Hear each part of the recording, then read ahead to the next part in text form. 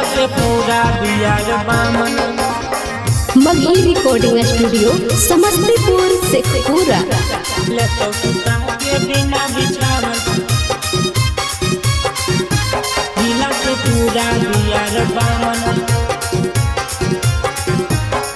आगे गोली बंदूक के छौड़न सभे समझो है के खेलावन, गोली बंदूक के छौड़न सभे समझो है के खेलावन। जिला से पूरा बिहार बामन, ले तो सुता के बिना बिछावन, जिला से पूरा बिहार बामन, ले तो सुता के बिना बिछावन। आगे कर दे तो तोर उद्घाटन छौड़ी देखी के दिन पावन, कर दे तो तोर उद्घाटन छौड़ी देखी के दिन पावन। जिला से पूरा बिहार बामन, ले तो सुता के बिना बिछावन, जिला से पूरा बिहार बामन, ले तो सुता के बिना बिछावन।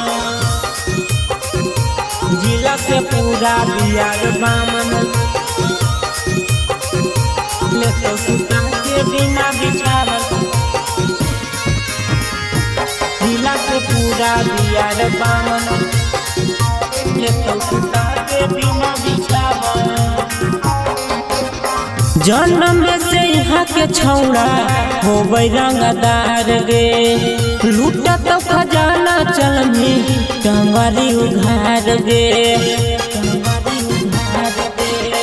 जन्म से यहाँ के छौड़ा हो रंगदार गे, लूटा तो खजाना चलमी टंगरी उघार गे। आगे ऊपर दबा के नीचे घुसा के कटले तो तोर चला, ऊपर दबा के नीचे घुसा के कटले तो तोर चला।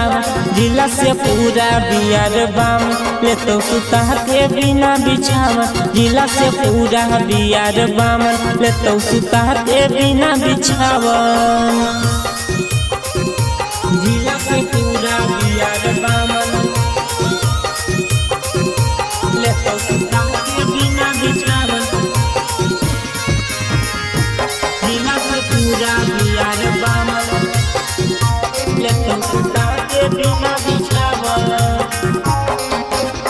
चढ़ल जवानी हको 16 के उमर गे, बचिए के रही है चलिए छौड़ी तू संभार गे।